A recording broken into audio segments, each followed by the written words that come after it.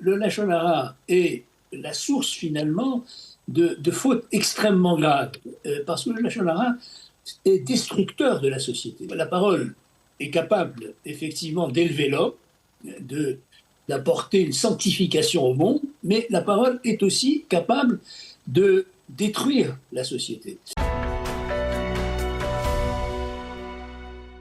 Eh bien, nous avons le plaisir d'être en ligne ce matin avec David Saada. David, bonjour, Boker Tov. Boker Tov. Merci d'être avec nous ce matin et bien entendu à l'approche de ce Shabbat Parashat Be'alotra. Alors, on va rentrer effectivement, on va dire, dans des périodes de turbulence pour le Ham Israël, à partir dès qu'il commence à bouger le Ham Israël après avoir quitté le Har Sinaï, eh bien, les turbulences commencent, les crises commencent et elles vont ponctuer, on va dire, la lecture de tout le livre de Bemidbar dans le désert, justement, dans l'instabilité du désert. Mais avec vous, ce matin, dans la paracha de la semaine, la paracha de Be'alotra, qui est très riche en thèmes que l'on pourrait commenter et même adapter à la réalité israélienne, comme nous le faisons, eh bien, il y a un thème que vous avez voulu choisir et qui est aussi qui est central, qui est majeur, qui est important dans une société et en particulier dans une société juive, c'est le Lachon Hara. Bien sûr, à travers l'épisode qui conclut la paracha de la semaine, celui du Lachon Hara que Myriam et Aaron, d'ailleurs, ont dit sur la femme de Moshe Rabbeinu, sur Tzipora, eh bien, on se demande, on voit la sanction contre Myriam qui est exclue du camp pendant une semaine. Tout le monde l'attend, d'ailleurs c'est son mérite aussi, mais de manière incontournable on comprend la gravité de dire du Lachon Hara. Pourquoi c'est aussi important dans un cadre social d'éviter de dire du Lachon Hara?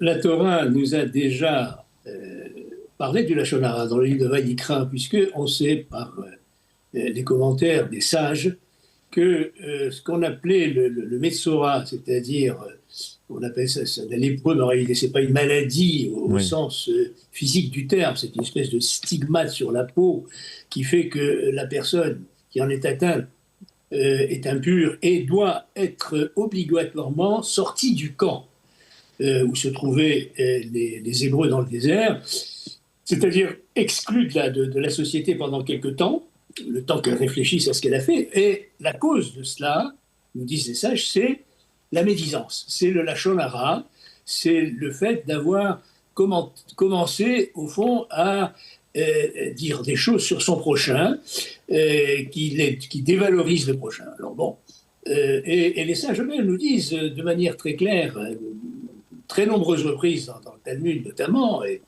c'est repris par tous les maîtres de toutes les générations suivantes, que le Lachon Hara est la source finalement de fautes extrêmement graves, parce que le Lachon Hara est destructeur de la société. C'est-à-dire qu'avec la parole est capable effectivement d'élever l'homme, d'apporter une sanctification au monde, mais la parole est aussi capable de détruire la société. Et ce point-là est tellement important que la Torah nous montre que personne n'échappe à ce risque de faire de la médisance à faire du Lachon Hara, puisque par exemple dans cette paracha, comme vous l'avez dit, c'est la sœur de Moshe, de Aaron, Myriam, qui dit des choses qui ne sont pas très valorisantes pour Moshe, et qui est punie par cette sarah, ce stigmate sur la peau, qui indique qu'elle a commis une faute grave, et donc le temps qu'elle revienne finalement à une situation de pureté, eh bien, elle est écartée du camp, comme vous l'avez dit. Et donc, alors, écartée du camp, pour les commentateurs, c'est le fait de dire cette personnalité, même une importante personnalité, eh bien, a dit du mal d'une autre personne. Ça veut dire qu'elle n'est pas capable de vivre en société avec un autre. Donc, on va la mettre pendant un certain temps, on va l'exclure de la société pour qu'elle prenne conscience de l'importance du vivre ensemble, si on peut dire. Exactement. Cette exclusion du camp qui est due à une impureté, en fait, rituelle, en réalité a un fondement éthique.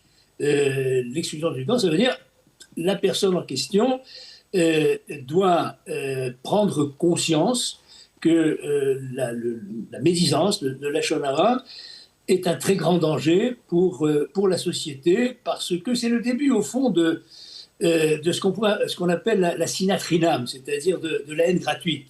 C'est ça, la base même du lachon hara, c'est finalement d'avoir vis-à-vis d'autrui, non pas de l'amour, puisque la Torah nous recommande ve'ahavta et ve'acha kamocha, tu aimeras ton prochain comme toi-même. Le lachon hara, c'est le début de la sinat chinam, le début de la haine gratuite. Et donc, il faut absolument protéger la société contre ce mal endémique qui peut devenir un mal destructeur si on ne l'arrête pas à temps. Alors, cela nous amène donc à l'actualité, parce que on le dit, on approche des élections, et on va dire la période électorale, c'est une période où on va dire très propice malheureusement à ce genre à l'utilisation de ce lachon hara.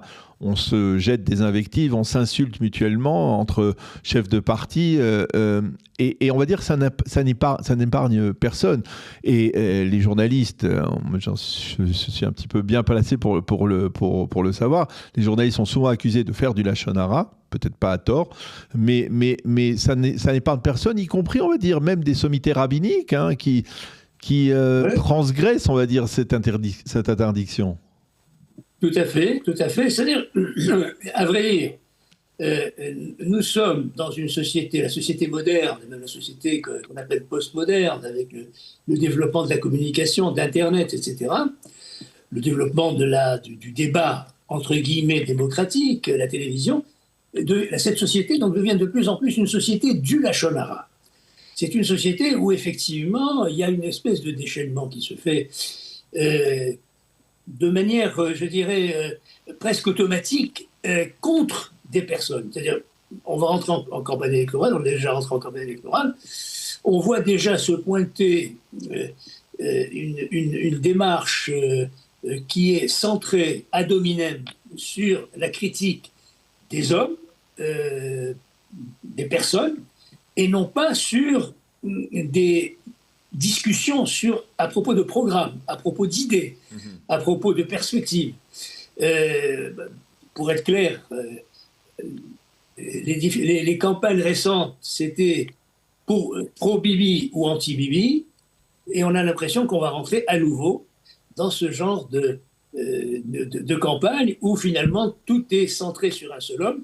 Et évidemment, il y a aussi de la part de tous les partis des réponses, des invectives sur les hommes. Or, je pense que nous avons, après le 7 octobre, absolument besoin de réfléchir, d'avoir une réflexion sur la société, sur les perspectives de cette société, sur la manière de l'améliorer, sur le sens même de l'identité qui renaît, dont on assiste à la renaissance de l'identité juive au cœur même de la terre d'Israël.